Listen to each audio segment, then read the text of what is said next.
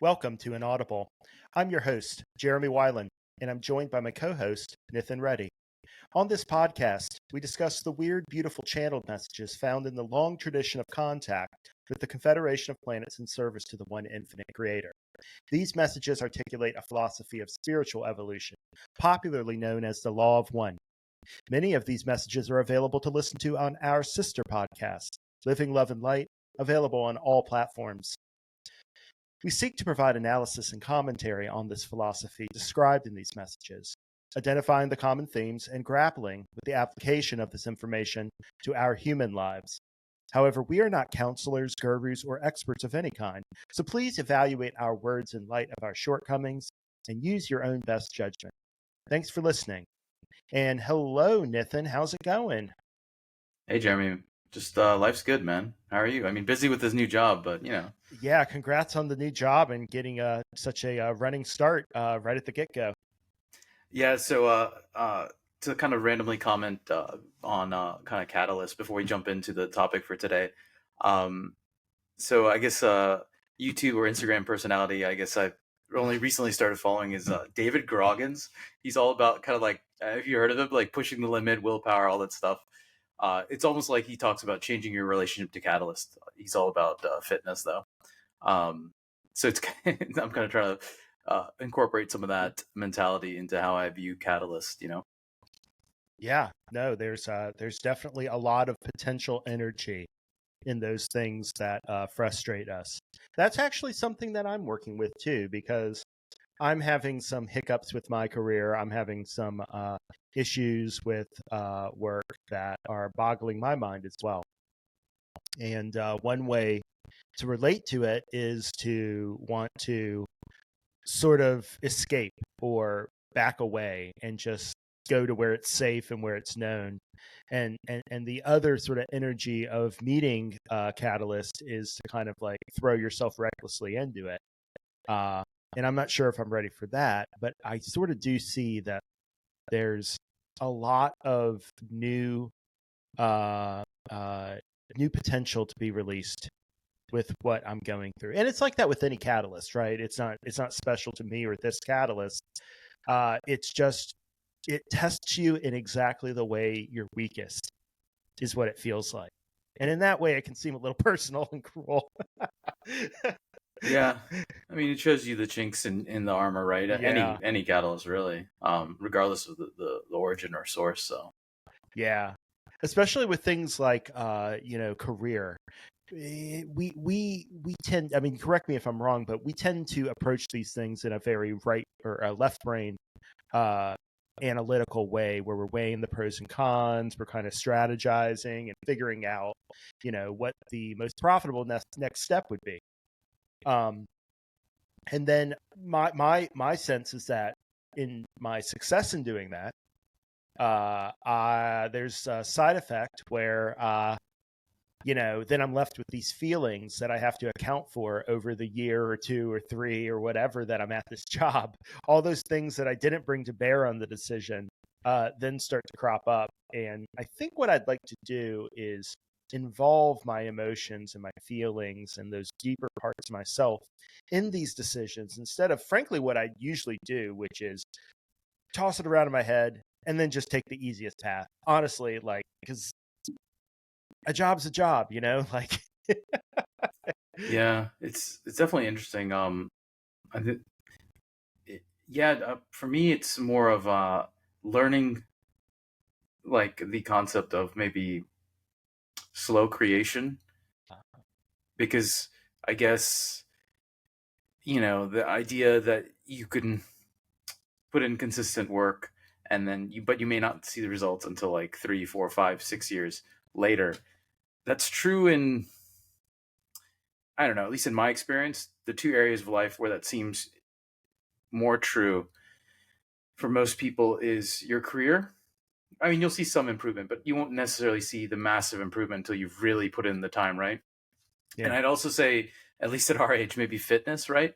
um, but it's Yeah. very interesting in that it's almost like the way I kind of I'm trying to approach work and career is kind of understanding that you're really also trying to optimize a long-term goal, but you can't just do it through logic and left brain. You have to truly emotionally want whatever that long-term goal is, right? Absolutely. And I think that's one of the things I'm starting to learn at this late stage, which is that, a lot of what employment and work is a harnessing of will and desire towards some Yes. sort of economic value being produced. And, I'm used to thinking of it in sort of like, quasi Marxist terms of the exploitation that's involved in getting that value out of people. But there's also a sense in which, like, set aside how others are exploiting or not, there's also a sense in which it is your greatest ability to focus in the manifestation illusion, your desire and will on your own terms. I mean, I always tell beginning programmers, yeah, a lot of this software you're writing, you're not going to care about. Find some little piece in it that you do care about, and then make it all about that.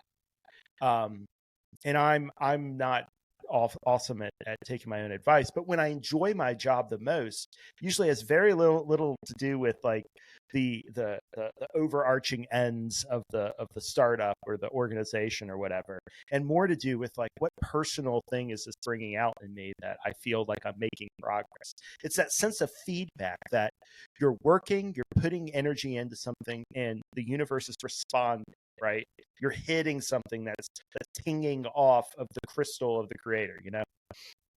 Absolutely. I think it is absolutely important to find at least some small aspect that you like in the present moment. Um, and then for me, lately, it's also been being able to visualize that goal or outcome. And you could be, this is, you can truly fall astray here, because a lot of people, their goal and outcome is something that they've learned from society, their parents, whatever, and it's not something that truly energizes them. But if you can find some sort of goal or outcome that is realistic, but that also at a deeper level moves you, if you're in touch with your intuition, your emotions, and then you can really realistically see a way of achieving that. It might not be immediate, might not be in the next 3 or 4 years, but in the 5, 6, 7 years. And in addition, pair that with some sort of enjoyment in the moment with the daily, I hate to use the word grind, but it feels that way sometimes. It really, it amplifies the entire process. It makes it feel like there's a purpose. And a lot of these times, these goals are not necessarily something as maybe satisfying or fulfilling as evolving the self through becoming closer to God. But in a lot of ways, focusing on these lower ray catalysts, they do help you, even with the upper ray catalyst. It's just in a different way, right? It's that foundation of the red, orange, and yellow that is built, and to a certain extent also green, right, and blue, because there's faith involved in the really trying times, right? So yeah, it's funny how I feel like a lot of times when we talk, even before sessions or in the run up, and I don't know if you're going to cut this, but it's like there's waves of catalysts, and our waves are not the exact same, but they have a similar tone to it. Oh yeah. Oh yeah. Well, I mean, man, right now it just seems like everybody's going through it. You know what I mean? It seems like everybody, in whatever way is most meaningful to them, is going through it. And I've had challenges that go beyond, jobs, into relationships and stuff like that. I'd be honest, like, just to let the listener know, the Richmond Meditation Circle, uh, geez, like a week ago, like exactly, was talking to Monka once more. And I had been really dedicated and focused on the energy needed to for a week running up to that session, to be on point and to avoid things that would detract from my attention, energy, and focus. And then, like, after the session was over, it was like all of that goody two shoes discipline like gave way to like excess and indulgence. and, and also, like, patterns that I don't necessarily want to continue. And it's a really interesting. It shows you why polarity is such an important aspect of consciousness that the creator has found, because this contrast that's created allows for you to be able to make a discrete and confident selection. Otherwise, it would be too muddy, right? Most of the time, life is in between all this stuff. So I found that, like, it was very clear that I enjoyed much more being disciplined and focused, even though there were things that I needed to balance in that, than I do just kind of like drifting in the wind of my own, desires, and, going out drinking, or going, or just, just not doing as good of meditations. And, I would also say that when I'm on that more, on that path that it reflects less of what I genuinely want, it's really clear to me that I don't want to it. And yet, why do I cling to it? I cling to it because it's safe. I cling to it because it's a pattern that I know. It's the devil I know. And it's also a way for me to not take responsibility. See, this is the big thing that I've been recognizing as I go deeper into channeling, is how much responsibility tags along with that, with the power and the abilities that ride along. And that's tough, because it means I can't just be a carefree human. I have to really, and really, you can't just say, hey, for this week I'm going to be a monk. It really doesn't work like that, but it's like a gradual thing that I'm getting myself into. But I see on the horizon, man, I see a Jeremy that has going to have let a lot fall away. Yeah, I mean, discipline is just so important, and having, I guess, uh, recently joined the channeling circle and having one channeling session, definitely sparked a lot of catalyst. You could say it was right after that I realized, I was going to be kind of shifting jobs, but also just really just facing your shadows, but also just facing your dreams. Like, I guess for a long period of time, I really wanted to find my dream in my work.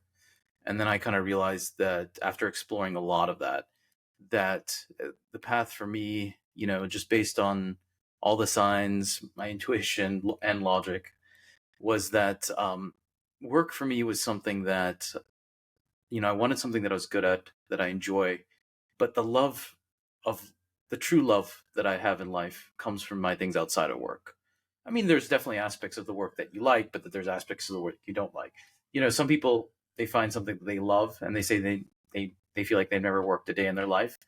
Well, I personally have tried that for looking for that for like 10 years.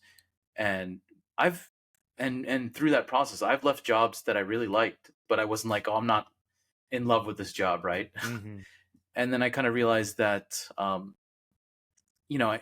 the course of years, I became open to the idea slowly, and I experimented with the idea that maybe the love in my life, the thing that gets me up in the morning, is going to be what I do after work, not necessarily during work. And that work will be something enjoyable, but not necessarily something that I will feel is not work, So, and I think that realization finally fully crystallized in the last few months. And a part of that wasn't just me changing jobs, or a result of that wasn't just me changing jobs, but it also was this conclusion that I want to follow my dreams outside of work. Like, every single thing that I would want in my ideal life, I'm going to set out to achieve. It might not happen overnight, but it's going to happen eventually, right? So, and it's very empowering. It's just awesome, right? Just because it's like, otherwise, what are you gonna? You're just gonna live in like fear and anxiety, or play it safe. And while I've tried that out in my job, and I'm like, it's not about playing safe. For whatever reason, my job, just have something consistent that I'm good at, that I enjoy. But outside of work, just, I'm gonna try to do what I really want to do, without fear.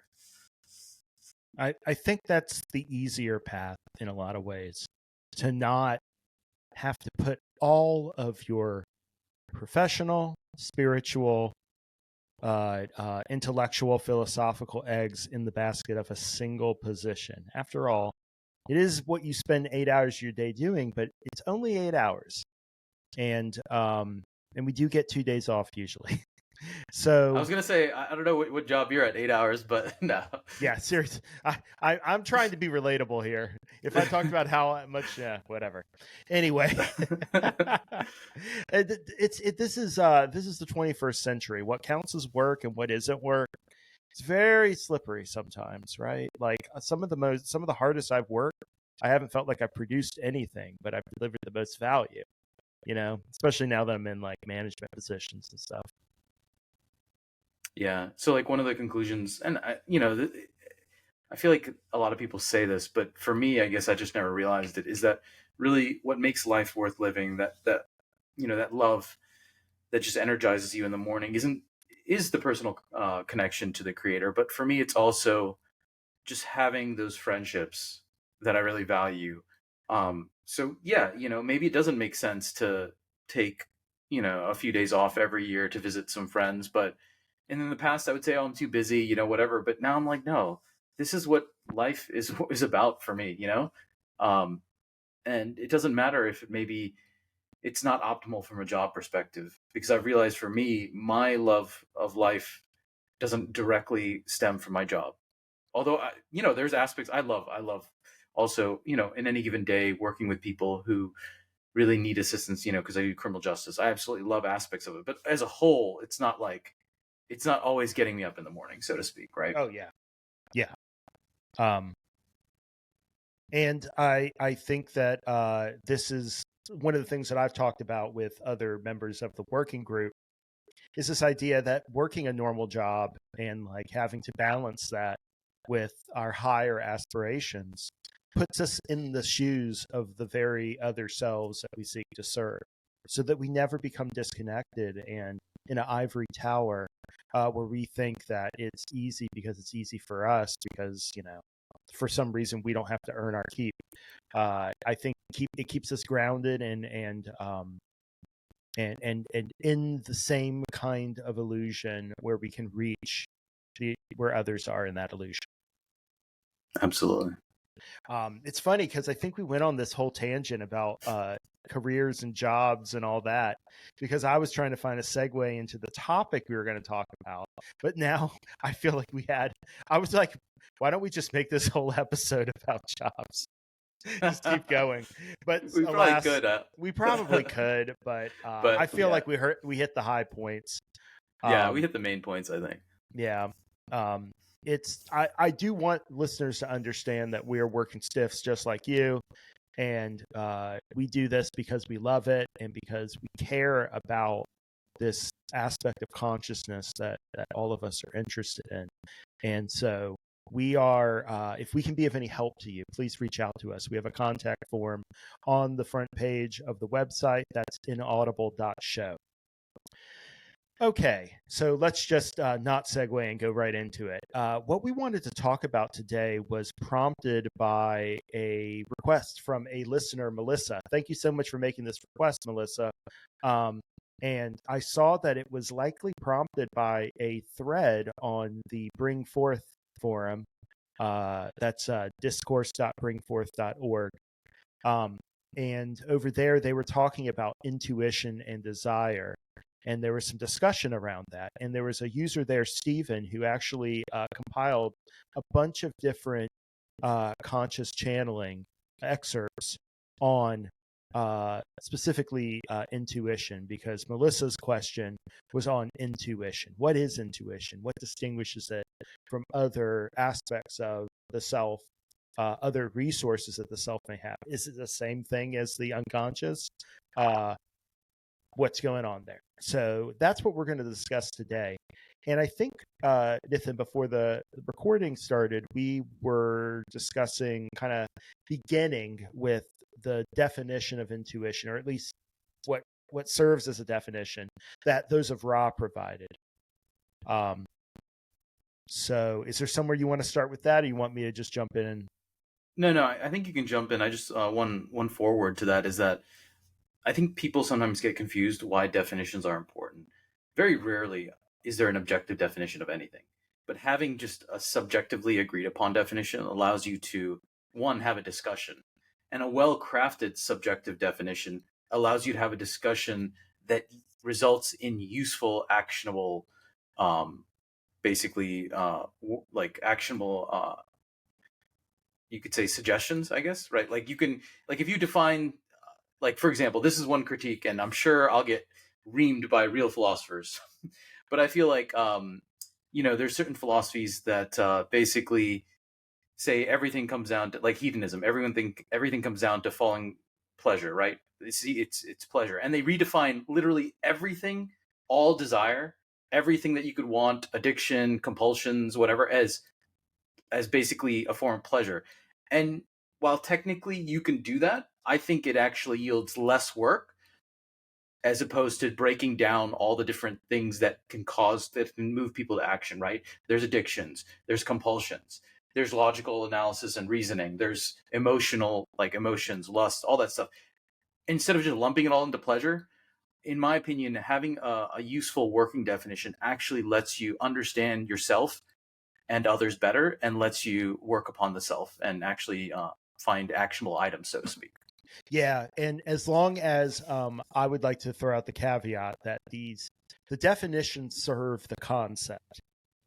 Right? Like the concept isn't limited necessarily to what definition we can cobble together.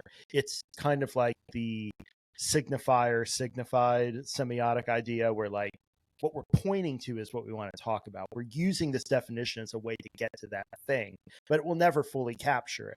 And the second we start thinking that, we become lawyers, Nathan, arguing over whether a definition or something in the law means this or means that. And as soon as it gets into arguing beyond a certain point, I would be the first to say that it's the clash of ideas that casts light, and it can cast light, but it can also create a lot of unusable heat. And I've seen that Absolutely. a lot in discussions in metaphysics, and especially in the law of one, because it does kind of have a lot of technically well-defined terms. I do think we'll find that intuition might not be one of those. Was there one you wanted to start with, Nithin, or should I jump in? No, I mean, I think we were discussing starting with some of the raw Q&As on it, and I think that's a great place to start. Yeah, so there's a excerpt from the raw contact that I've been studying a lot lately because in some of the writing I'm doing, I'm trying to give more basic starting points for this philosophy. And session 30, question 2 is a really good starting point because I was trying to find if there was a definition for mind, body, spirit complex, and there really isn't in the contact itself. But this is about as close as it gets. In session 30, question 2, Don asks, would you define mind, body, and spirit separately? And those of Ra reply, these terms are all simplistic descriptive terms which equal a complex of energy focuses. The body, as you call it, being the material, the density which you experience at a given space-time or time-space. This complex of materials being available for distortions of what you would call physical manifestation. The mind is a complex which reflects the inpourings of the spirit and the outpourings of the body complex. It contains what you know as feelings, emotions, intellectual thoughts in its more conscious complexities. Moving further down the tree of mind, we see the intuition, which is of the nature of the mind more in contact or in tune with the total beingness complex. And then they talk about the roots of mind that follow as you progress down. But to me, that's probably the most succinct definition that those of Ra provide. So the first thing to take away is it's part of the mind. That's the first thing we need to understand. It's not like necessarily part of the spirit complex. It's part of the mind complex. The second thing would be that it's kind of deeper down than other aspects of mind, like the intellect and just mere feelings and emotions. Even though we know that like emotions are very deep in the sense that purified emotions are extremely close to the archetypal mind, which is kind of at the root of all of this. Nevertheless, that intuition, while it does partake of feelings, is distinct in that there's kind of a harmony between it and our deeper selves that lies, in the unconscious. And that's probably the third thing to bring up, is that while the intuition does speak to our conscious minds, it seems to partake more of the female, passive, unconscious aspect of ourselves. If we consider our waking mind to be the more masculine, active part of our minds. Anything you want to lump on there, Nithin? Yeah, I mean, I think that was kind of a good overview. And there's other quotes that we're going to talk about that kind of, instead of maybe putting it as passive, it's more of the receptive and listening, portion. I do see it as a portion. What's interesting is I had the question as we're thinking about using this as a topic about whether intuition existed before the veil. And I'm leaning towards the idea that intuition is something that's unique to the veil mind. So it's, yeah. I think it probably is a lot like service to self and service to others. You'll recall that there's a part where Ra says that in the previous octave before the veil, those polarities existed. They just didn't get expressed. Right. They were always under the surface, right? They were part of the mix, but they weren't called into this vivid polarized expression that allowed them to be easily sort of identified as a thing in itself, rather than just this part of an undifferentiated spectrum, right? Exactly. Yeah. So, and that's a lot what creation is throughout the octaves. If I can riff a little bit, like what even Ra says, the creator doesn't properly create, right? It realizes itself, and it does so by calling out these different aspects in greater and greater articulation, so that they can be understood and appreciated in and of themselves, and as parts of the larger self that is the creator. So anyway, the next quote I wanted to talk about was session 49, question 4. So they just say straight up, the function of intuition is to inform intelligence. In your illusion, the unbridled predominance of intuition will tend to keep an entity from the greater polarizations due to the vagaries of intuitive perception. As you may see, these two types of brain structure, and they had talked about analytical or rational thinking earlier, these two types of brain structure need to be balanced in order that the net sum of experiential catalysts will be polarization and illumination. For without the acceptance by the rational mind of the worth of the intuitive faculty, the creative aspects which aid in illumination will be stifled. And I think that's really important. Intuition aids intelligence, but it's only one component.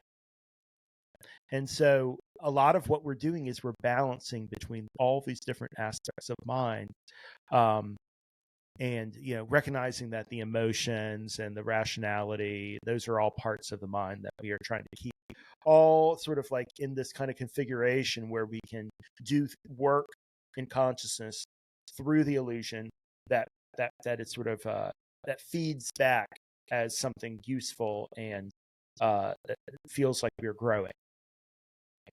Absolutely. And, I think any seeker, or many seekers, I would say, have kind of gone through this discernment period where, they maybe trying to live without the rational mind, or very little of the rational mind, more through intuition, maybe a bit of magical thinking.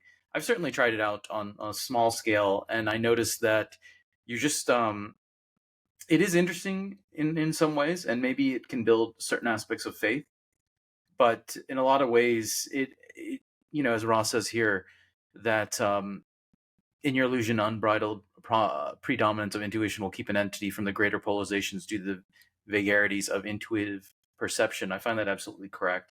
You kind of, it's almost like, for whatever reason, this reality is designed for you to use intuition with logical, rational thought, and for you to use both of them in moving yourself forward and approaching life and catalyst. And if you just try to live, magical thinking, shut off your your rational mind. I see this in myself for this period of time when I did it briefly, but I also see this in other people who have, maybe people who don't read the Confederation material as much, maybe people who are, so-called stereotypically more New Age.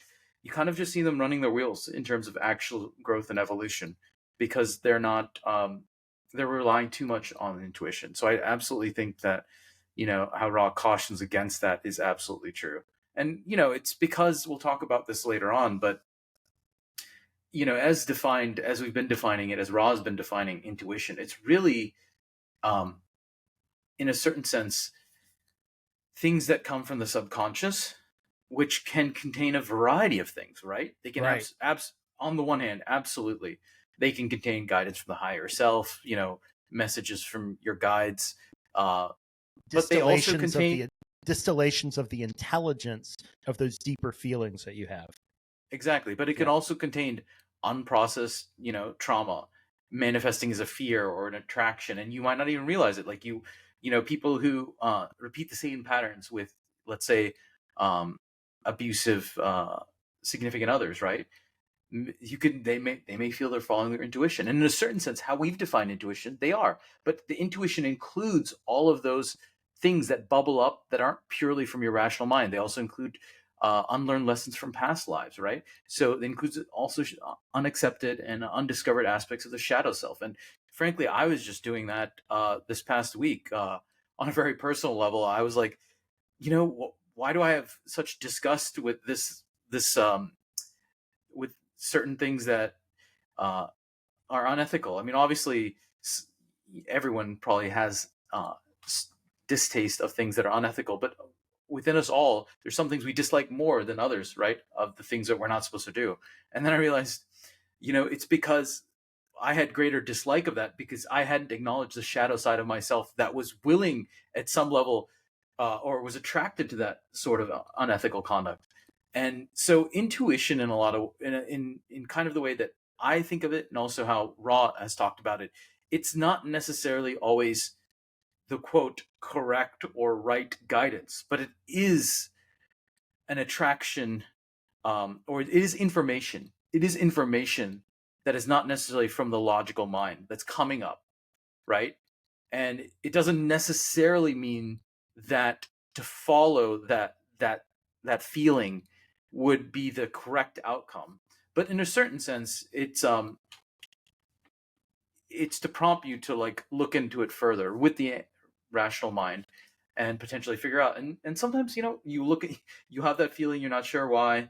You'll try to figure it out with the rational mind, you still can't figure it out, and sometimes you have to sometimes you might end up following that intuition and realize, oh, it was folly, or maybe it wasn't folly. So I don't think it's necessarily the case that you always can figure out an intuition immediately, even with rational analysis, but just keep in mind that it's not necessarily always going to lead you to a great outcome. But that's from the small perspective. From the bigger perspective, and I truly believe this, that if you follow your intuition while using rational and logical analysis, even if something terrible happens, ultimately that occurred because of the potential for you to learn from it. And that in a certain sense, that entire process was energized through your intuition because there was potential for transformation there. It's almost like, I've, not that I'm an expert on shrooms or anything of this nature, but, if people are doing it in places that are illegal, I advise, and they're doing it for personal growth reasons, I often advise them, hey, if you're using it for spiritual transformation purposes, you need to go in realizing that having a bad experience, quote unquote, having a bad trip might be exactly what you need. And you shouldn't fear. It's basically don't fear the fear, right? Like Dune, Yep. Fear is the mind killer, so to speak. Like even, and this kind of goes into another aspect of maybe commonly discussed New Age philosophy, which is like, oh, don't have bad thoughts. I think that's horrible, horrible, horrible suggestion, because it's artificially suppressing your fears, right? And in order to deal and process and accept and understand your fears, you have to face them. and I'm not necessarily saying face them in physical reality. Maybe that's an aspect of it, but you certainly have to face them in your mind, you know? So whatever this process is occurring through an intuition of maybe following something that ends up being a disaster, so to speak, I think it's very, very important to not view catalyst or quote wrong decisions as a disaster. We learn far more, or we have the potential for far more learning through failure and disaster than we do from success and good outcomes. Unfortunately, that's just Oh, the way this is set up here. absolutely. Absolutely. I think the reading that we're going to do will put a fine point on the downside of intuition, right? That it is a Absolutely. container that I think the big thing is that like we pick up these biases in our evolution through the creation. And a lot of times because those biases partake of deep feeling, they feel very real and true by you know because they feel so real, they feel true, and therefore they're taken maybe without the level of discrimination and discernment that is due them. And that's, like you said, it's the faith to wait this out, to understand that it's a salutary process no matter what comes out of it. We're still learning, we're still growing. And I think that faith is a big part of how to work with intuition. In fact, um, that's something that Axel talked about in a recent Richmond meditation group session. Um, uh, you know, uh, we had a member who asked about how to discern what is kind of like your mental story that you're telling yourself versus what's a deeper intuition that is coming from a lower area, something that's maybe a little bit deeper down in the mind. And, the first thing that Axel says is, we struggle a tiny bit to understand the distinction between those two things. That we're the ones that, by creating these definitions, can tease out these different sectors of the mind and then sort of play them off against each other in order to understand ourselves better. But I think those distinctions are I think what Axel says is these distinctions are very opaque to us. And do they say something about intuitive? They talk about the imagination connecting your conscious concept of self with your deeper intuitive emotions and feeling qualities. So this is more about imagination than intuition per se. But there is this concept that the intuition is wrapped up in emotions or connected to emotions, but it's like the deeper intelligence of those emotions. And I think even Kuo says this in a November 26, 1989 session.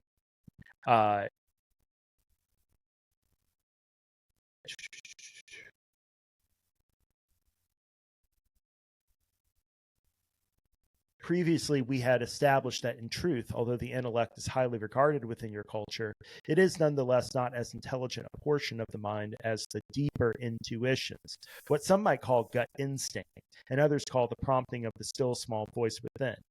The higher self guidance, or by whatever name an entity chooses to relate itself to a wider, wiser intelligence. This intelligence is emotion. They go on to say, we established that the surface emotions of life having to do with being caught in traffic, being late, having to wait, feeling negative emotions, feeling quick positive emotions with no depth is the province of the mundane. We do not suggest that you follow each whim, each thought, each impulse. There is that clear warning against just treating the intuition as a magic 8-ball, right? Yeah. Instead, And we suggest rather the trust in the process of seeking within for the truth which will set you free, though it may not set another free. Each of you is unique, and the emotions that are your deeper intelligence are unique to you. Their balance is unique to you, and the fruit of that balance in service is unique to you. Thus, we have established a great deal of respect for the intuition and emotion that is the essence of intelligence. absolutely. And this kind of touches upon what I was talking about earlier, and I just want to reiterate this because I don't think it can be understated. I think for a lot of people, there's this idea. It's almost like, I don't know where it comes from. Maybe it comes from modern day culture, an understanding of spirituality and enlightenment. But there's just almost like this belief that once you start being spiritual, you'll start automatically making right decisions, and in a lot of ways, your spirituality will be shown through automatically you making better decisions in your daily life. Yep. And that's a small aspect of it, but really it's almost the way that it's presented. Spirituality is almost a form of spiritual bypassing. It's like, I feel like I've heard this before. Just get in touch with your intuition, do the spiritual practice, get in touch with your intuition, and you'll be making the right decisions. And I really see that as a form of spiritual bypassing. What I see spirituality is, and doing the work is that in a lot of ways, you start to learn ways to integrate portions of yourself that you did not have access to, so that you can learn from your mistakes more comprehensively. Not that you're not going to make your mistakes, but now that you understand what the shadow self is and you're starting to work with it, now that you understand your intuition and being more in touch with what your intuition is saying, doesn't mean you're not going to make mistakes. It just means that these spiritual resources, once you learn to develop and harness them, you're able to learn much more effectively from each and every mistake you make. You're still going to make a ton of mistakes, maybe a little bit less than if you hadn't accessed these resources. Because if you hadn't accessed these resources, it's very difficult to sometimes get to the underlying core concepts that create this catalyst. But the bottom line is, let's say you finish listening to this podcast, you do your own meditations, you're like, yeah, I'm much more in touch with intuition. Don't think that you won't make mistakes, and don't say, oh, I've been following my intuition and balancing with my logical mind, I'm still making mistakes, so this clearly isn't working. That's not how it works. The true feedback mechanism is how quickly you're learning and bouncing back from those mistakes, not that you're just not making those. It's okay to follow your logical thought and intuition and still make a mistake. That's unfortunately completely expected.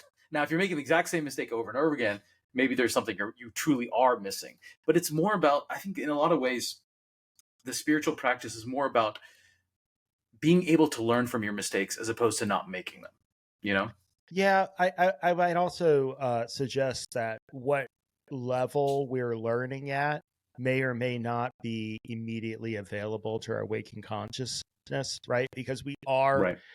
like, incarnation brings like a little piece of us into this, like it's a little part of our overall totality that is dipping into this like veiled illusory experience.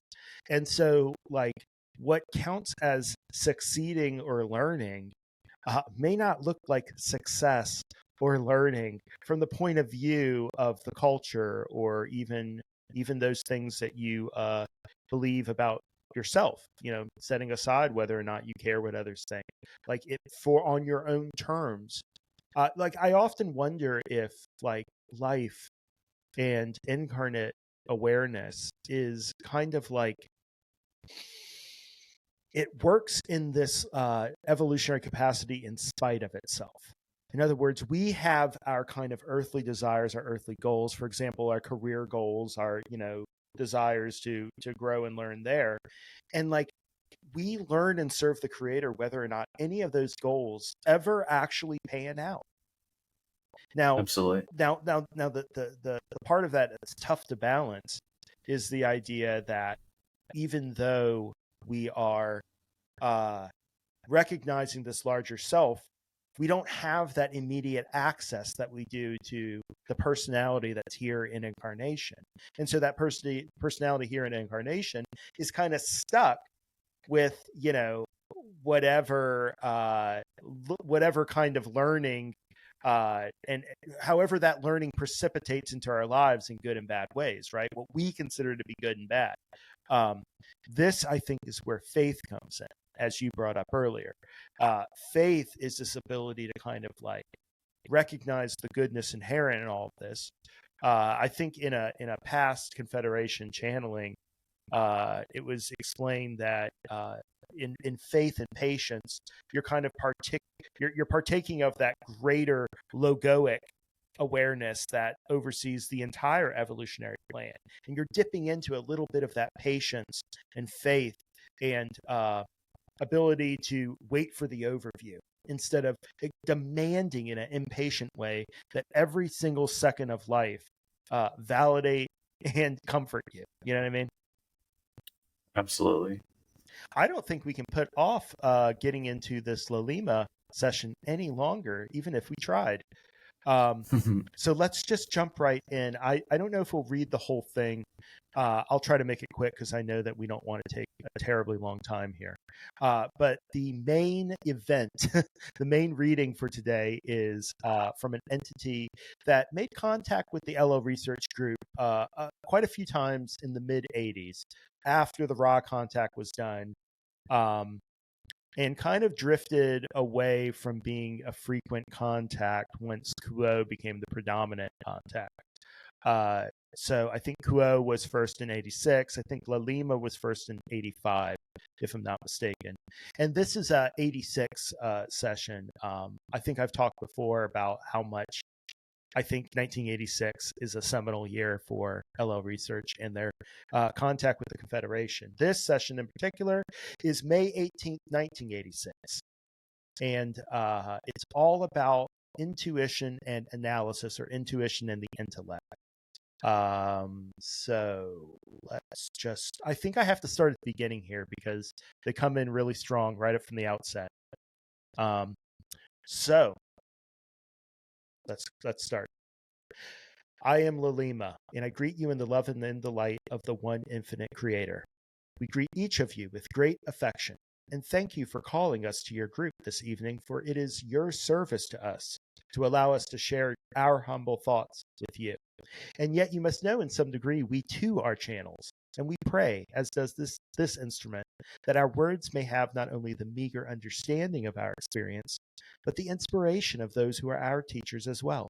For are we not all channels of the one infinite creator? And as we speak, do not we listen? And as you listen, does your heart not speak? We ask you these questions because the question has been asked of us. What is the place of analytical thought upon the spiritual path of seeking the truth? Let me just stop right there because I love anytime that an entity that's being channeled says, no, actually, we're channels too. We're actually bringing through higher stuff from relative to our position in the creation to try and bring down to your level. And then you're going to do that in your life in incarnation. You're going to take this energy and this truth and love, and you're going to find ways through your actions and through your beingness to break off little pieces to give to others. That's what I try to do every day. Yeah, I think we all try to do it, and I think it's just a matter of getting more and more in tune and in faith with the fact that we are all doing it. We may not recognize it. It may not gratify us. It may not be easily validated, but it is going on there. So to continue, Laleema says, the intellectual mind and the intuitive mind are two sides of the same coin.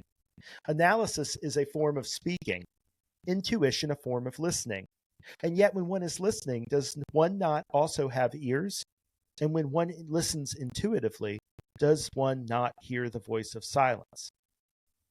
So right here, we see Laleema making an almost polarized or archetypal association. Analysis is more male, active, speaking. Intuition is more unconscious, feminine, listening. And the point being, like in all archetypal things, especially when they involve gender and sexuality, we have both of them inside of us. Yes. And like we need to do both. People who are very, very intuitive and take in these impressions from the deeper psyche, they need analytics in order to be able to like have that deeper feeling inform something. They can do something with it, right? And those of us who are super analytical, we need to like, calm down sometimes and recognize that we don't have to think everything into existence. Sometimes there's things that are already there that are just waiting for us to like stop talking and listen. Absolutely. Sometimes when I have a stronger intuition, I just try to do like a basic check, like, okay, how much damage would I suffer in exploring this? Just a logical check. And if it's not too bad, I'm like, all right, let's follow it for now and see where it goes, right? Yeah. So yeah, I definitely think it's a balance, and sometimes intuition is listening, but really there's a part of you, a non-logical part of you, that is speaking so you can listen, right? So it's a very interesting dynamic, and I think it's a great kind of polarity they talk about, speaking versus listening, because Yeah. the reverse is also true, and I think the raw kind of archetypes of the mind kind of talk about this as well. If your logical mind um, very strongly desires something and you decide you're just going to make it happen, there's I guess reception of that strong desire, and it's not just strong desire. Typically, I would say a strong desire, and you're putting into action, you're putting in the daily work, whatever, the weekly work, to trying to create whatever you're purely logically thinking about. Then, in a certain sense, it almost adds. I feel it adds to the subconscious, right? It's almost like your analysis is speaking, your logical mind is speaking, and then there's some deeper part of you that is also listening, right? That's the kind of potentiator of the mind, so to speak, and it colors kind of what comes next, so to speak, right? It's funny because this is something I've been thinking about. Why did we go in past octaves from mind, body, spirits to this idea of mind, body, spirit complex? And I think one hint of why is what you just described. So that this work that's going on within the mind, body, spirit complex, because it is complex and it has these distinct areas that have, their own natures, their own sort of resources within the greater resource of mind, can have better articulation, and therefore this communication that occurs within the mind among these different sectors is also more articulated, right? Yeah, it's almost like, so the way I see why perhaps there's a mind body spirit complex, or the need for the veil, or the reason the veil is kind of there, is that I think it allows, in a certain sense, the freer exercise of free will. Oh yeah. Because Rod discusses before the veil, service to self, maybe that pathway was there, but it was never taken because it was readily apparent all was the creator, the self and the other. So it's like, okay, you're obviously picking something that doesn't make any sense, like legit, the truth, the falsity of what you're picking, the service to self without a veil, is like right in front of your face, so you can't even ignore it. Whereas with the veil, you're allowed to ignore that truth. You don't have to face it, and so it's easier to kind of build up um, through free will a different chosen perspective of how reality works, and then within that microcosm, for as far as that service to self path will take you, I think they say early sixth density and no further, up until now at least, and explore that, and explore things that maybe creation would have never explored without putting blinders on, so to speak, right? Yep. Yeah. In both Ra and Kuo, in different sessions, both say that what we consider to be free will behind the veil is a kind of extension of free will in further into the illusion than it otherwise was. Before, there is this polarity of mover and moved, which is Right. also free will in the sense that you have a completely lucid and conscious creator manipulating the creation. The extension of free will into that thing that was once just the move. Like there's a quote that talks about how this was a creation of a new dimension of polarity that couldn't obtain. It was kind of an extension of the mover into the move, so that there was this new polarity that was brought out, kind of like an inverse um, dialectical process of synthesis, antithesis, thesis kind of thing. Oh my God, I'm butchering this. No, and just, it's even just everyday concepts that we take for granted in our reality would not exist but for the veil, right? Like, so Yep. before the veil, you could, even in third density, you could see all as the creator, and then obviously be aware of other people's thoughts and intentions. So the concept of trust, it doesn't exist because you don't. There's nothing to verify. You know their intention, Now, maybe you'd have a watered down version of, even if they intended to do something, it was their capability, their prowess. Because if they wanted to build a tower, but they had no skills in building, you trust their intention, but you would maybe not believe their prowess or capability in building it. But the idea of trust wouldn't exist if you don't have a veil, because if you could read everyone's thoughts and see everything clearly, that concept doesn't exist. So there's a lot of concepts that only exist because of the veil, and allow people to, once you have the idea of trust, you have to make a free will decision with imperfect information. Am I going to trust this person? Am I going to go on a limb? Am I going to, and especially in matters of the heart, am I going to allow myself to potentially get hurt at the green ray, become vulnerable? So it adds in a lot of uncertainty and free will, and really, to a certain extent, faith in things making sense, even if you don't know for sure that they do make sense. Yep. It's like we're learning how to, with a blindfold on, do a trust fall with our greater self, and knowing that the deeper parts of ourselves will catch us, even though we feel like we're falling, And maybe we do, in this reality, hit the ground and it's painful, but ultimately all is well. And I think we've discussed this in the past, for those who are familiar with the Raw quote, or the Raw situation, really, where Carlo was almost being displaced into fifth density negative time space, right? Yeah. And I don't know if it was fifth density per se, but I know that it was time space. And it was by fifth density negative entity. Exactly. Okay. Negative time space. Yeah. Yeah. And I think right after it happened, literally after a few comments as to what was going on, Raw's like, hey, but still, even if that happened, even if she was displaced into negative time space, she would find her way back to the creator, implying in millions of years eventually, and all is still well. It will all be well in the end. Yeah. Yeah, it's a very different perspective. It's a very long view. It's all a lot of our exercise of the potential that we hold as co-creators, in my view, and I think Confederation sources are underlining this, has to do with that ability to shift perspective. That it's the way we look at it that creates a different kind of subjectivity, and then that also changes how we perceive the object of our gaze. And so the whole game changes because we change. Continuing, Laleema says, we shall not overgeneralize and say to you that it is impossible to reach a significant degree of, shall we say, enlightenment, or for want of a better word, through the singular pursuit of either course. However, it is safe to say that a total dependence upon either the intellect or the intuition leaves one open to the imbalance that might come to one in the physical body standing on one foot. Each entity who seeks has a unique character, and therefore a unique way of approaching knowledge. Now, we caution you that knowledge is a word which is constantly misused by us and by anyone who speaks of spiritual knowledge, just as it is only with regret that we use the term enlightenment. However, we use these terms because in your intellectually based society, progress is measured by units of knowledge or degrees of enlightenment. It is our opinion that this method of measuring the walk upon the path of spiritual unfoldment is vastly incorrect and without virtue. This is perhaps the single greatest difficulty with an overdependence upon the intellect.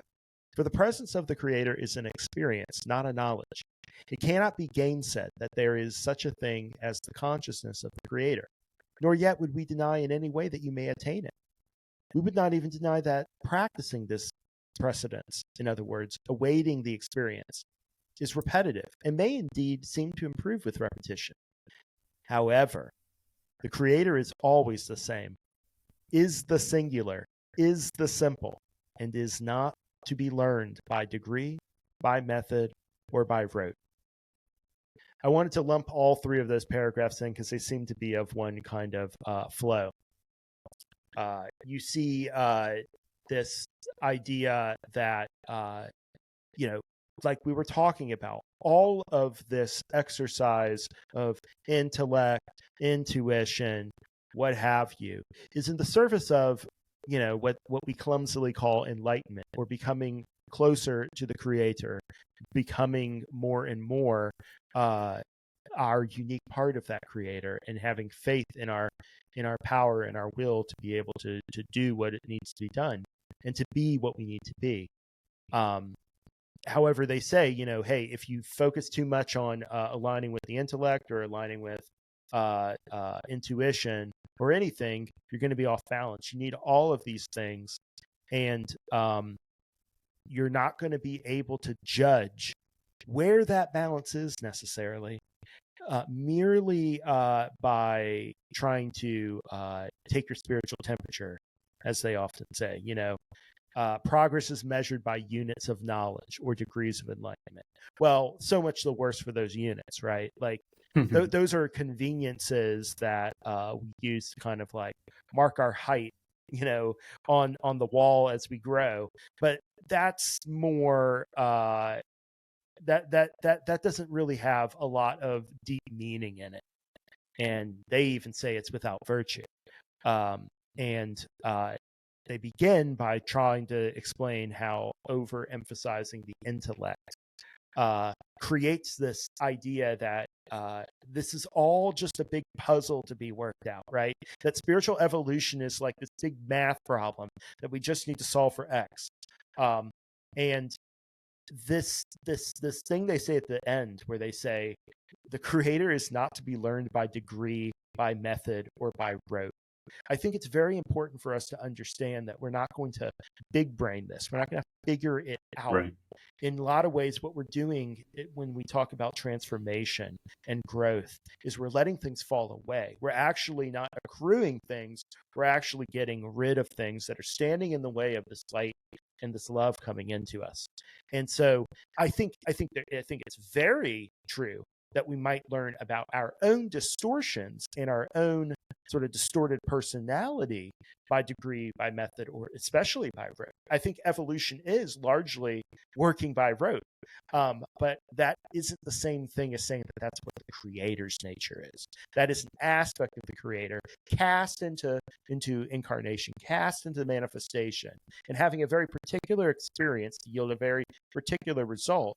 But the creator in its unified magnificence and its glory and totality, that's not the experience of the creator. The experience of the creator is this much vaster, much more mysterious element, right?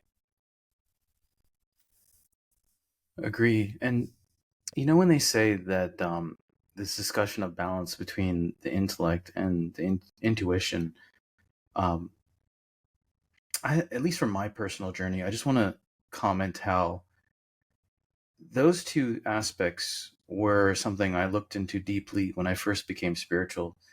But after, doing some self-work and processing things through a spiritual lens, for me, I became, for my journey, and maybe for others, I feel like there's a reason we incarnate physically. And really, the three prongs, I would say, of very useful exploration is the intellect, the intuition, and action. There's something about physical action that there.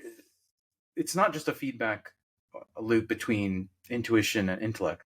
There's something about physical incarnation and action within it, and not just being a passive receiver of things that happen to you, but actually, like, I understand why, for many people, when we first become spiritual, we sit and meditate and maybe go and have a monk-like existence for a few years because there's so much unprocessed stuff. But there's something essential to actually getting out there in the world and taking action, I feel like. Now, I understand that there's some Hindu mystical practices where people will live out by themselves in the mountains for years. And maybe that's something separate. Maybe they're processing stuff from previous lives. But I feel even monks and friars and nuns, they live in groups. And whenever you're living in a group with other people, there's physical action, interaction. There's something essential about not just intellect and intuition, but action taken based upon that, Absolutely. I couldn't agree more. I tend to think of manifestation and the role of the body in the plane of manifestation as kind of a inflection point for what Ross said, that first excerpt we read, is that the mind is kind of a mediator between the influx of spirit and the influx from below of the body. So it's sitting here kind of like trying to make sense of all of these signals coming at it, right?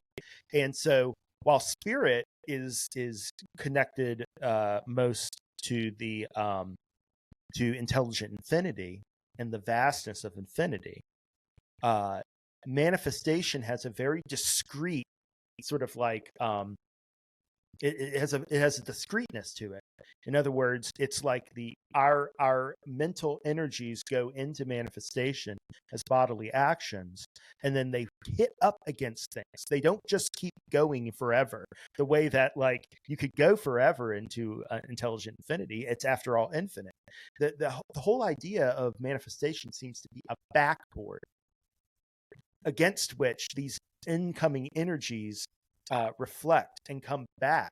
And there's something about that that's always going to have a kind of visceralness to it. It's gonna be clanging and clashing, right? It's gonna be material, and it has built within it the whole drama of things being of consequence, in the sense that, you know, in manifestation, A and B are possible, but at the end of the day, either A is going to happen or B is going to happen. You can't have both of them happen. I mean, I know quantum physics, we're seeing that that's really just a matter of deeper metaphysical principles, but generally speaking, in our experience of choice, the whole point of choice is that you can't have it both. You have to choose. And then that templates further evolution, further growth, in a way that if you had chosen differently, that would template it in a different way. And that seems to really matter. And I think your last point there about choice and templates kind of reality in a certain way, it I think you summed up what I was trying to say, in that sometimes by you making an overt conscious decision with the logical mind, you end up templating what comes out next through your intuition based on that choice, you know? Yes. Because it's almost like you've made a free will decision to explore something, right? And this occurs for a lot of things. Certainly, I think it occurs for when you're making, you know, all of the choice, service to self or service to others, typically is made at a subconscious level before you start consciously making it. You know, Ra does talk about that you can flip polarities. And so, as an example, this is probably a bad example because people aren't really, I think, fully comfortable with the idea of service to self, right? But if you were to truly make a decision such as switching polarities consciously, that would template what starts to come out of your subconscious mind and would be reflected in your intuition to a certain degree, right? Yeah. This is something that we're about to get to in Laleema's remarks, where they say, you are consciousness, and that consciousness creates. It has created this moment for you by the work it has done in the past. It will create what you call your future as the work that you are doing at this moment comes into manifestation. Right? Like that's what that's what it means to be in space-time. In time space, it's completely different, right? The consequentiality of things is sort of like rotated 90 degrees. I don't want to get into that though. I would rather start getting into Laleema's thoughts on intuition. Shall we? Yeah, I especially like the next bullet point you have in your notes, that analysis can dislodge baseless fears. Did you want to comment on that, or I'd certainly have some things I can say on that one. Yeah. There's something that they say in here. I don't know where that was. Yeah, you're talking about much comes through the intuition, which is of extreme merit. Much occurs by assuming intuition, which is in fact a product of deep fears, experiences from previous incarnations, which have not been worked out, and the phantasmagoria of static, shall we say, as if you were between radio stations, as this instrument would call them, and we're picking up no clear signal, but a babble of varying messages. That's not quite it, is it? It kind of is. I mean, I was pointing to your kind of here. I'll bold it. Yeah. But so, you know, I think when they're saying that through the intuition, you can be in between radio stations. This is what I personally experienced. Is that, you know, sometimes when you do the work and you become a more and more clear vessel for the Creator's love, you will still have fears and doubts, and some of those will be related to your own stuff, right? But the more and more you become clear, you'll notice that sometimes, especially if you're close to someone, but sometimes even just a friend, right? Someone you're just having a deep conversation with, you will start to share you will feel their fears and emotions sometimes within you during that conversation. And the use of the logical mind can be very useful in understanding, oh, I'm actually picking this up from them. Yeah. Now, obviously, or maybe not so obvious, if you're picking it up from them, there's a small resonance within you for certain. But a lot of times, for example, if you're surrounded by people who are paranoid about something, like let's say you're living in a house or roommates where they're all paranoid about something. Now, if you have no paranoia whatsoever, you won't feel it. But if you have 1% paranoia, their paranoia might turn your 1% into like feeling like, oh, I'm 90% paranoid right now, when really you're just kind of picking up their amplified energy and beliefs and fears. And so sometimes being able to analyze, hey, what's going on? Is this fear really logical for me? Does it make sense? Was I in a space with other people? Was I listening to a lot of some people are sensitive to what's on the news, right? Was I listening to a lot of fearful stuff on the news? What was amplifying this within me? Because sometimes what's come through your intuition is something that's been amplified by something that's not purely within you, right? That's been amplified by your loved ones. Well, yeah, like, I mean, maybe the way that I would say it is that it's all within you, but the question is it balanced? Right. If it's not balanced within you, then you'll be triggered by their imbalance. Exactly. And so I've noticed that sometimes, and you shouldn't disregard the catalyst regardless, but sometimes if you don't apply that analysis, you'll sometimes spin your wheels a little bit, because for me at least, the techniques for looking into catalyst that is purely one's own versus the catalyst that is partially one's own but is amplified by others is a little bit different. It's a little bit different process for me. So it's sometimes useful to kind of realize that, and sometimes you'll go into, and sometimes you'll just pick up feelings from other people who you might not even share, right? Like it might not be a catalyst per se, but you just feel what they're feeling sometimes. I don't know the best, like maybe it's a certain sort of empathy that you can feel, right? And sometimes you can mistake, unless you use the logical mind, you might mistake your empathetic reaction as to, oh, this is all your own catalyst, right? Yep. Yeah. The analytical mind, like much of what I consider to be the function of mind in the larger mind body spirit complex, is designed to structure and create boundaries, distinctions, and limitations in concepts. So there are discrete things that can be related to other things, instead of them just being sort of like a big mass of a big spectrum in which there's no way to tell where black ends and white begins. You know what I mean? And let me ask you another question here, because I've had this question before, and I don't know if I ever got a fully satisfactory answer to it. But when you're extremely sleep deprived, and let's throw in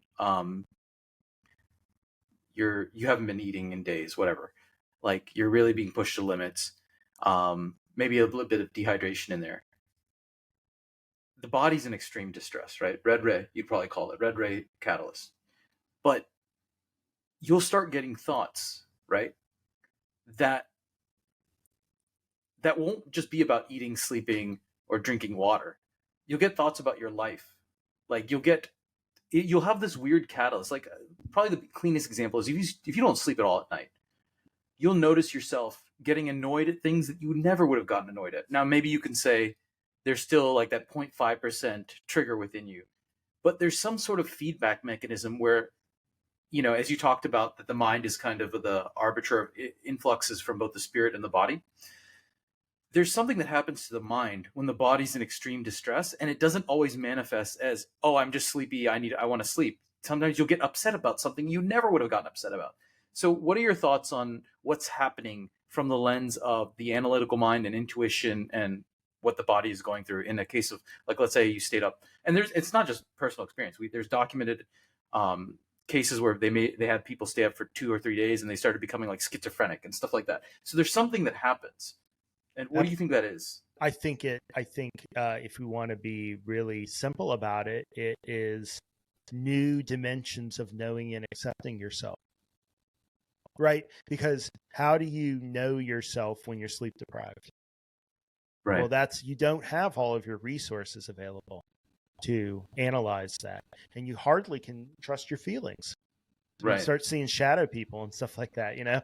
So, yeah. So the idea is that when you're in that sort of degraded place, you have to accept that you're not going to be the same person that you were before.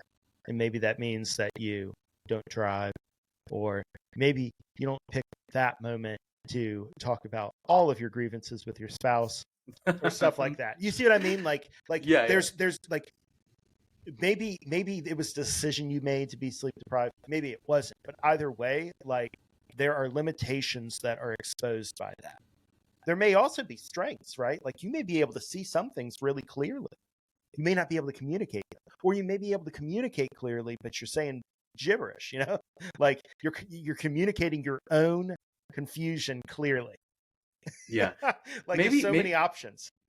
Maybe it's just a basic lack of acceptance in how those things, not eating, not sleeping, not having enough water, affect your mind, and then it begins to project a little bit on these other reasons which aren't a big deal initially, but they become big deals, right? Right. Anyway. Well, are we going to be able to finish this up, or are we going to have to do another? I mean, was there much more we wanted to kind of discuss, or let's see here. I see. That's the thing is, when I tend to put a session in focus, I tend to read through, use the session as kind of a skeleton for all the things I want to talk about, an outline. But the reason I know that I can do that is because I go through and create an outline. Right. So, I mean, I don't know how to pick pieces out here. How much time we can do a two-parter, because I feel like there's a lot going on with intuition. Could we maybe like come back? I don't think we have another whole full episode. So maybe if you had some time later on this weekend to do like, I don't know, another half hour. I mean, I can do another half hour now. We can continue. Yeah? Okay. Yeah. Okay. I just wanted to say 75 minutes so it wouldn't go too much past I understand. That, right? I want to respect that shit for real. Yeah. All right. Okay, so let's jump into intuition with Laleema. They say, "Let us then swim into the sea of intuition. My friends, you will find that total dependence upon intuition is a total dependence upon a portion of your deep self, which is unreliable. Much comes through the intuition, which is of extreme merit. Much occurs by seeming intuition, which is in fact the product of deep fears, experiences from previous incarnations, which have not been worked out, and the phantasmagoria of static, shall we say, as if you were between radio stations, as this instrument would call them, and were picking up no clear signal, but a babble of varying messages. So you see that the mind is to be taken as a whole thing, and not split, for the intellect and the intuition are both portions of the mind. You are not your mind. Your mind is a kind of information processor, which works for you as a tool. It is well to understand that the mind has great value in your seeking. It is well to balance your seeking, not shutting out the loud voice of intellect when it offers you new ideas, new questions, new waves of skepticism. It is wise to listen to your intuition, to quiet yourself, so that you may feel and be in a more whole and entire sense. For the heart of yourself is being, not thinking, not feeling, but being. You are consciousness, and that consciousness creates. It has created this moment for you by the work it has done in the past. It will create what you call your future as the work that you are doing at this moment comes into manifestation. The tool of intuition is one which may be applied by the remembering and recording of your dreams and visions, by the listening to what this instrument would call the still small voice, the voice that says, "This is good. This is not so good. This feels right. This does not feel right." An intuitive person often has no verbalized reason for these feelings. It is always well to recognize them and to give them respect. It is also well to use the tool of the intellect insofar as that skill is a portion of your native character. For the intellect can analyze dreams and visions, can examine thoughts, and find from them the harvest of love therein, can temper the feelings of should, could, and yes, and no, with sometimes an encouraging and sometimes a cautionary analysis of those intuitions. Many a baseless fear has been removed because of the work of the analytical portion of the mind. And I think that's the thing you were talking about in the notes, right? Right. Yeah. So like this idea that like don't trust intuitions 100%, but also don't trust intellect 100%. These things are part of a complex, and they work at best when they are working in tandem with respect for the strengths and weaknesses of each of them. And I think that's the gist of it. Yeah, and I think for seekers who are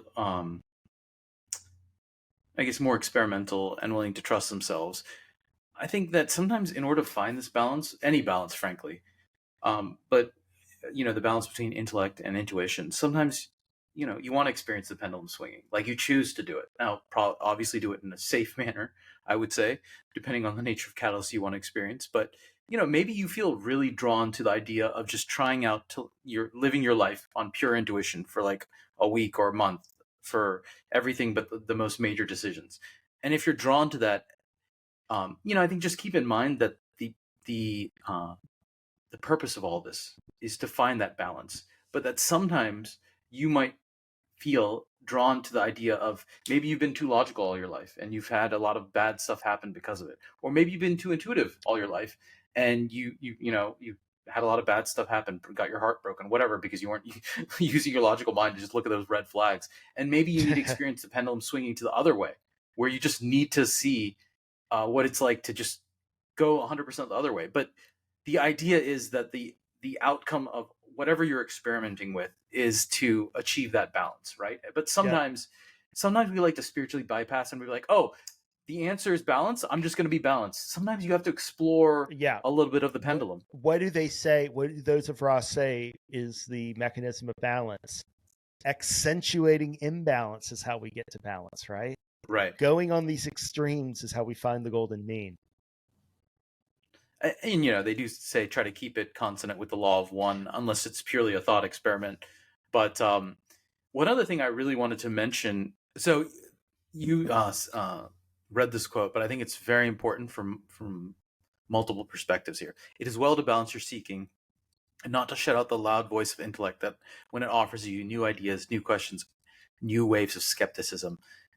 The new waves of skepticism is so important. I've spoken to my friends about this, and we might have spoken, but it is so essential for truly building faith to always have and respect your doubt. Yep. You can't come to true faith by ignoring and suppressing your doubt. 100%. You have to have both of them and genuinely, and you might not come to this experience quickly, but you have to entertain both your doubt and your faith.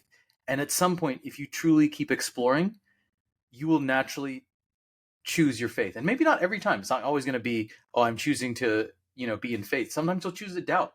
But the process of living more and more in faith is to have that concept and be willing to entertain it.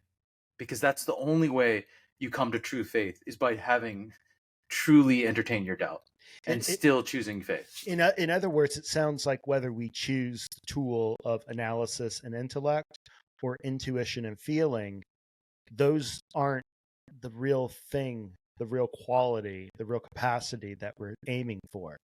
And I wonder if Laleema will address that. Let's find out.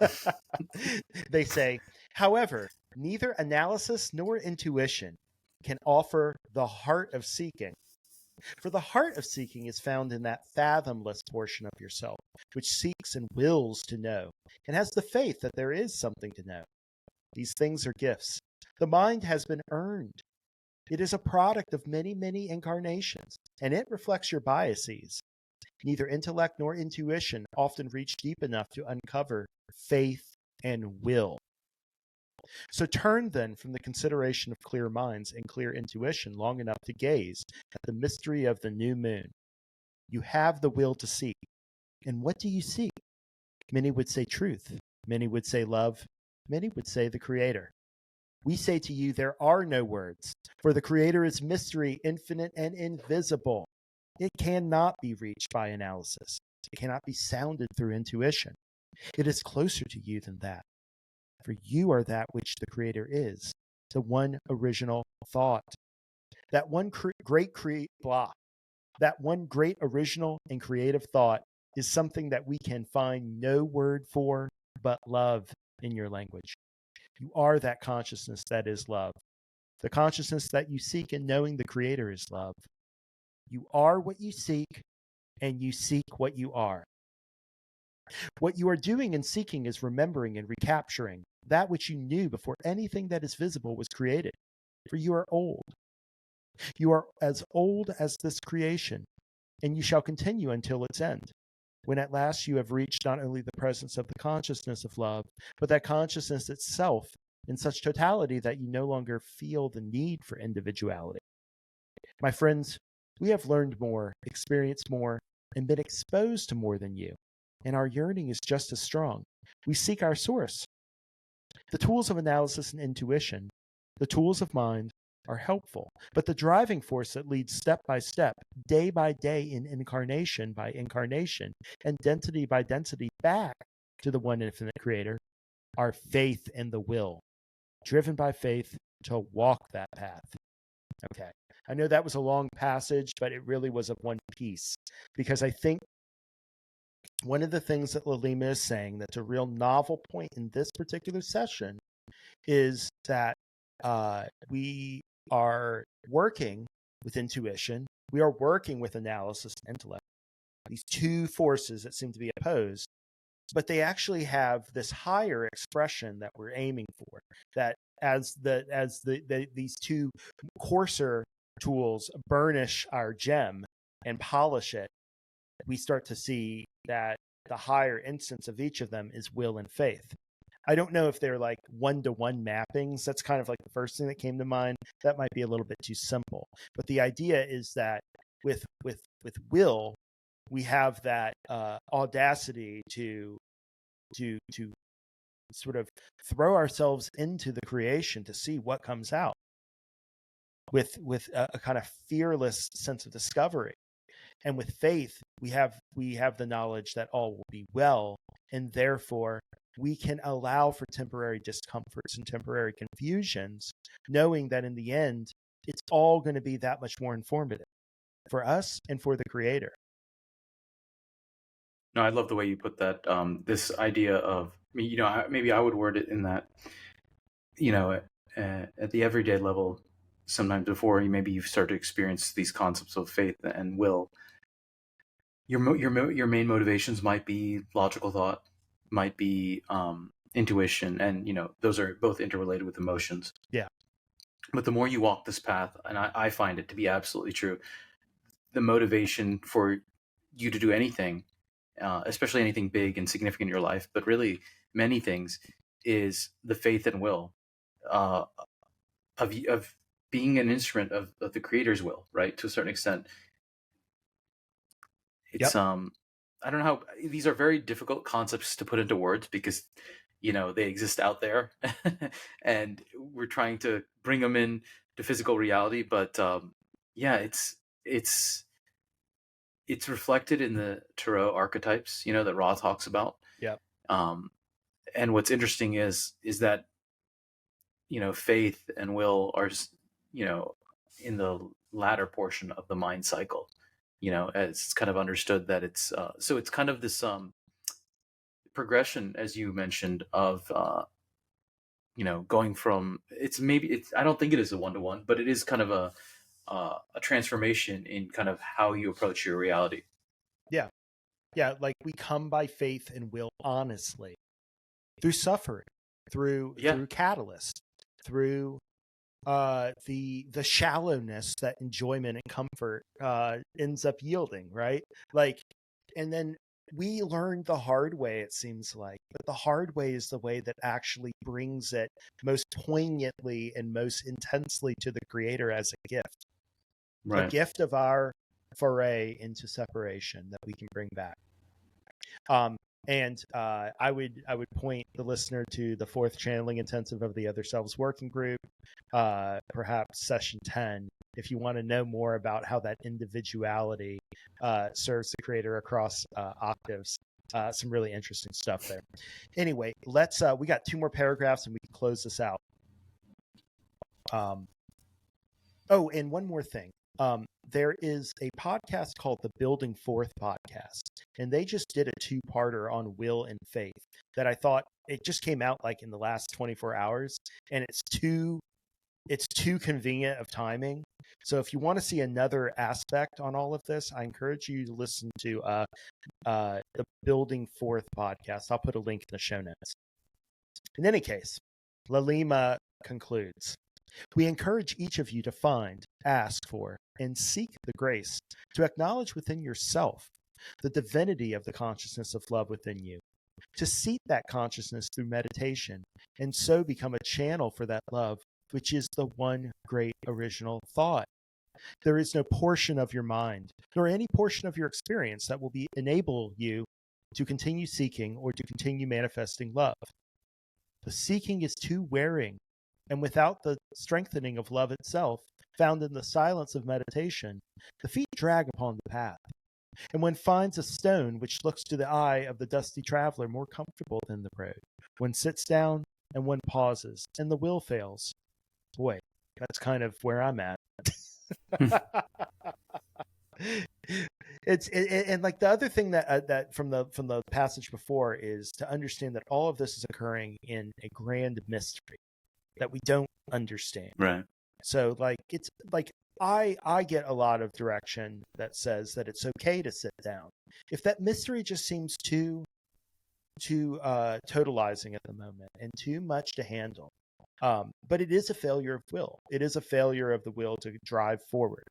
I think that's good because we need to balance that will, right? Well, you're not going to go from 0 to 100 immediately. It's a process of building up, these concepts within yourself. Exactly. That patience of the logos's slow evolution of things into manifestation, rather than just wanting the ideal right now. Like if you wanted that, you should have stayed in time, space, and the exactly. the higher planes. In any case, last paragraph. Okay, one sits down and one pauses, and the will fails. And so it is with manifestation. If one works from one's human resources in this illusion of yours, my friends, you are limited, and you can only love so much. You can only give so much. You can only bear so much fruit. Therefore, seek to enrich faith and will, that you may become instruments through which the infinite supply of love can come to you and through you, that you may realize at last that you stand already upon holy ground and dwell in the consciousness and presence of the Creator. And that's pretty much it for the main monologue from Laleema. I'm glad that we were able to get through all of that, because I think that last part where it says, hey, the will sometimes fail. Faith will sometimes give out, because that's what we expect in manifestation. That's precisely what work manifestation is doing for you as a consciousness, as a portion of the Creator. Absolutely. Yeah, this is a great session, and I'm hoping that we can, do. I want to sample from the whole history of Confederation channeling. I don't want to just focus all the time on certain portions, not on others. So I'm glad that every once in a while we can dip back into. I mean, man, this is almost 50 years hence, isn't it? Wow. Yeah. 40, but yeah, 40. Yeah. Yeah. Still a long time. Yeah. About as old as we are. Yeah. But just a great exploration of how to use our minds in the different capacities of our mind, and try to cooperate with them and recognize that they can't be all things all the time. Yeah, just have compassion and patience with yourself, while also not, giving up on whatever it is you're drawn to kind of doing and achieving, with the kind of lens of spiritual growth to help you along the way. Yep. And that great single practice that never fails to show up in Confederation channeling, meditation. Through meditation, through exploring ourselves in silence, we can work with these pieces of ourselves that are standing in the way and blocking the love and light of the Creator. And remember, it's about becoming a channel. It's not necessarily about, tuning your consciousness and saying words that the Confederation gives you. It's more poignantly and more importantly about becoming a channel in your daily life and letting more and more of that Creator's love come through you. Because if you keep trying to do it from your own resources, like they say, you're going to run out. This was something that Monka in the last session we did last week was talking about too, that like you don't have everything that you need necessarily in order to serve and learn. You're going to do a lot better and stop being worn out if you open up to the greater resources that exist in your greater self, instead of just thinking of yourself as this personality that's being rigidly disciplined, and then every once in a while it screws up and has to go back. It has to go back to the dugout. Agreed. And we've talked about this in the past, and you just mentioned it. The daily practice is so important, and it's often, I think, we can get carried away and think catalyst is only the big things. We only talk about the big things, but honestly, some of the most profound realizations I've had in the past few months have been based on just doing the daily practice and asking myself, well, what really annoyed or upsetted me, or got under my skin today. And, realizing that even small irritations, if they come up more than once, maybe once or twice in a week, there's really some concept there that has potential to be explored and balanced. And it's amazing once you start just doing that. Your life becomes magical. Like things that bothered you in the past, they organically, not immediately, but they organically, when you're doing this for days, weeks, months, and of course certainly years, things that organically bothered you, like I would always have problems with people who just were maybe not competent, just didn't care about being competent, or they didn't care about doing a poor job. It would really bother me. And obviously, if you just say, well, there's a lot of the logical mind, especially trained by society, will say, oh, there's reasons to get upset about that. But ultimately, you don't need to get upset about all these things. You can still take action without being upset over someone who is incompetent, right? So just daily practice is so important and so useful. And I'm frankly so glad that and blessed that whether I think it was the raw material that first introduced me to this concept of kind of like even looking at the little small things in life as catalyst, and really realizing that reality is really set up in such a way that every single moment contains love. And if we're experiencing something other than love, perhaps that's a sign that there's something that can really be balanced. And it's just a blessing that I've adopted and put that philosophy into practice. It's amazing, man. Hey, if you haven't read that last Monka session yet, you should check it out, because it's on exactly this subject. Exactly awesome. This subject. Like every Sounds single good. Word you were saying pings off of what Monka was saying. So why don't we leave it there? Yeah. Thanks so much for joining me. I know that you have a busy weekend, and I appreciate you making the time. And same to you, Jeremy. I know that this weekend it's just been crazy lately. I feel like right? It's been crazy. So. Like if it's crazy for y'all listeners, know that it's crazy for us too. And like we want to be partners and friends with you, of working through what can be a difficult life sometimes, to bring this message and this consciousness through. And we're all learning how to ground it and make it matter. But we love when it's a dialogue. So please reach out and let us know how we can be helpful, what you want to hear about. Thanks again to Melissa, Stephen, and the Bring Forth community. And don't forget to check out that Building Forth podcast. And we'll catch you next time. And in the meantime, my friends, stay in the love and light.